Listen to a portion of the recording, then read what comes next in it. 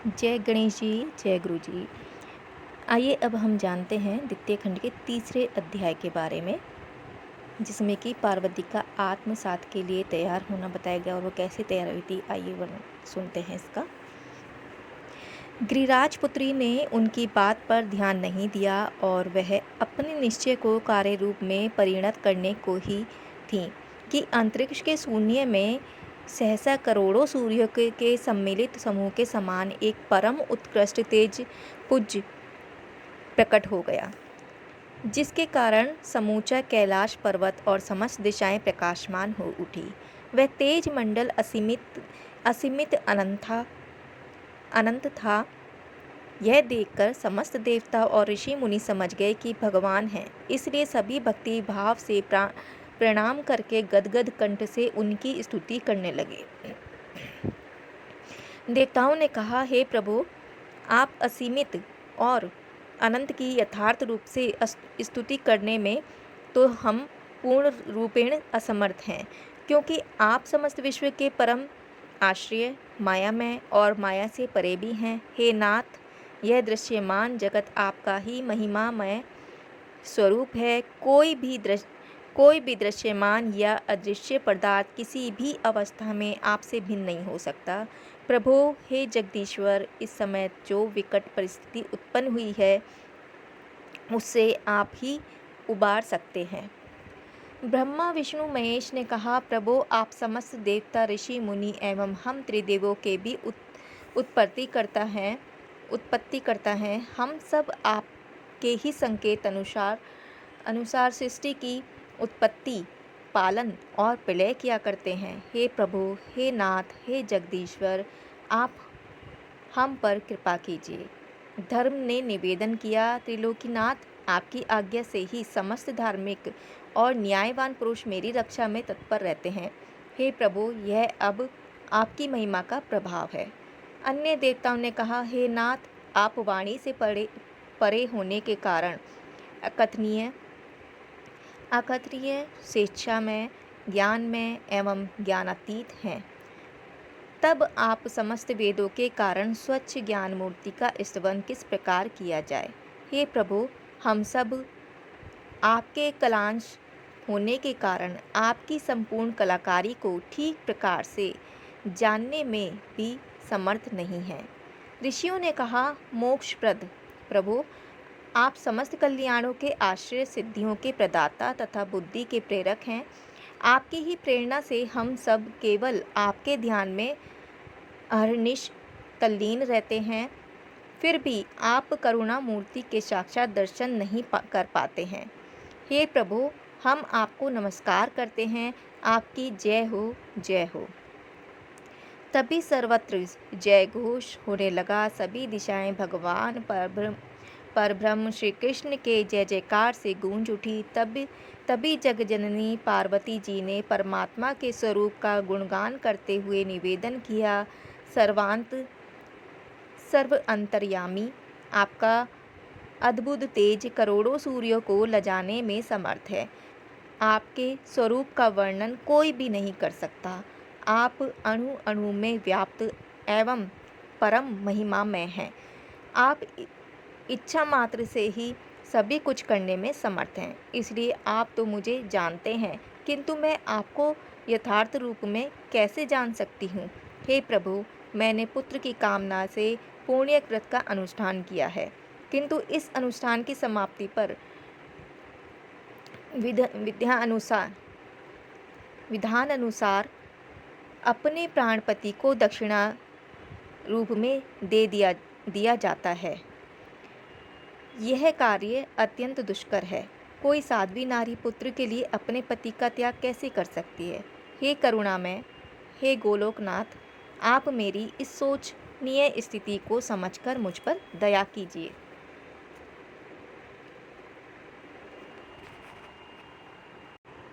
गर्भवती गिरिजा भगवान श्री कृष्ण के ध्यान में मगन हो गई। उन्हें उस समय अपने तन मन की सुधि नहीं थी। उनकी दृष्टि अंतरिक्ष में उभरे हुए तेज पुंज पर टिकी थी। तभी उन्हें उस अनंत तेज राशि के मध्य अद्भुत रूप लावण्य युक्त अत्यंत मनोहर स्वरूप के दर्शन हुए। मुखमंडल पर अवर्णीय तेज, अधरों पर सरल मुस्कान, हाथ में अमृत की वर्षा करने वाली मुरली, कंठ में मणियों और वन पुष्पों के हार, मस्तक का स्वर्ण रत्नमय किरीट, कानों में दिव्य कुंडल, विशाल भाल पर तिलक, नील वर्ण देह पर पीतांबर, विभिन्न अंगों में रत्नाभरण, कटी में कज्जवन, मेखला, चरणों में किणकी और किरीट पर मोर का पंख सुशोभित था। वे भगवान दिव्य एवं भव्य रत्न सिंहासन पर विराजमान थे। उनके पीछे सुखाजन चंवर डुला रहे थे। शैलनंदिनी ने उस भुवन मोहन स्वरूप को देखा तो एक टक देखती ही रह गई। उनके मन में हुआ कि पुत्र मिले तो इसी रूप के समान सुंदर हो। उन्होंने सुना, गिरिजे, तुम्हारा व्रत सफल हो गया। तुमने जैसे पुत्र की कामना की है वैसा ही प्राप्त होगा। गिरिजानंदिनी के हर्ष की सीमा ना रही। उन्होंने निवेदन किया, प्रभु, आपने व्रत की सफलता स्वरूप अपने समान पुत्र की प्राप्ति का वर तो दे दिया, किंतु जो मूल समस्या है उसका तो समाधान ही नहीं हुआ। हे परमात्म देव, मुझ पर कृपा कीजिए। हे परम आत्मदेव, मुझ पर कृपा कीजिए।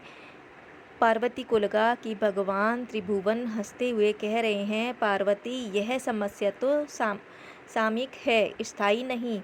इसका प्रतिकार तो स्वतः ही हो जाएगा। तुम कोई चिंता ना करो। तुम्हारी जो भी कामनाएं हैं वे सभी पूर्ण हो गई समझो। निश्चय ही तुम पूर्ण काम हो गई हो गिरिजानंदिनी। और तब शैलजा ने उन परम प्रभु को प्रणाम किया और वे परम आत्मदेव सबके देखते देखते वहीं अंतर्ध्यान हो गए। सहसा अंतरिक्ष में प्रकट वह तेजपुंज तिरोहित हो गया। अब महर्षि सनत कुमार ने भगवान विष्णु की प्रेरणा से शैलनंदिनी के प्रति कहा, जगत जननी, तुम्हारे पति तो निरे उघड़ बाबा हैं। यह मेरे किसी काम के नहीं। मैंने विचार करके देखा कि इन्हें लिए मैं कहाँ फिरूंगा, इसलिए तुम इन्हें अपने ही पास रखो। देवी पार्वती की प्रसन्नता की सीमा न थी। उन्होंने पुरोहित से निवेदन किया कि विप्रश्रेष्ठ, आप बड़े कृपालु हैं। मैं आपकी महानता को नहीं समझ सकी थी। अब आप मुझे आज्ञा दीजिए कि इनके बदले मैं क्या वस्तु प्रदान करूं। सनत कुमार बोले, देवी, ब्राह्मण को वैसे तो कुछ भी अभिष्ट नहीं है, फिर भी व्रत की संपन्नता स्वरूप और उसे फलवान बनाने के लिए दक्षिणा लेना आवश्यक ही है, इसलिए कपिला गौ ही दे दीजिए। शैलनंदिनी ने सनत कुमार को कपिला गौ का दान किया और अनेक बहुमूल्य रत्नाभूषण तथा दिव्य वस्तुएं प्रदान की तथा अन्य समस्त ब्राह्मणों, ऋषि मुनियों, बंदीजनों एवं भिक्षुकों आदि को उनकी अभिष्ट वस्तुएं दी। स्वस्वादु पदार्थों से भोजन कराया। सब प्रकार के संतुष्ट होकर उनकी प्रशंसा करते हुए आशीर्वाद देने लगे। तदुपरांत देवी पार्वती ने अपने प्राणपति का अत्यंत प्रीतिपूर्वक पूजन किया। उस समय दिव्य बाग बजने लगे, गंधर्व गाने लगे और अप्सराएं नृत्य करने लगीं। सुमुखियों मंगल गीत गाने लगीं। सर्वत्र आनंद उल्लास छा गया। इस प्रकार भगवती गिरिजानंदिनी का पुण्य व्रत समाप्त हुआ। इसके पश्चात उन्होंने शिवजी के साथ स्वयं भी भोजन किया। तदुपरांत समस्त उपस्थित जनों को मुख शुद्धि के लिए तांबूल दिए गए और शिवा ने भी तांबूलों का सेवन किया। इसके पश्चात उत्सव समाप्त हुआ और सभी आगत जन अपने अपने स्थानों पर लौट गए।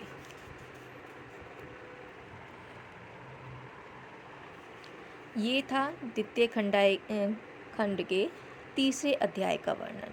फिर से हाजिर होंगे द्वितीय खंड के चतुर्थ अध्याय के वर्णन के साथ। तब तक के लिए जय गणेश जी, जय गुरु जी।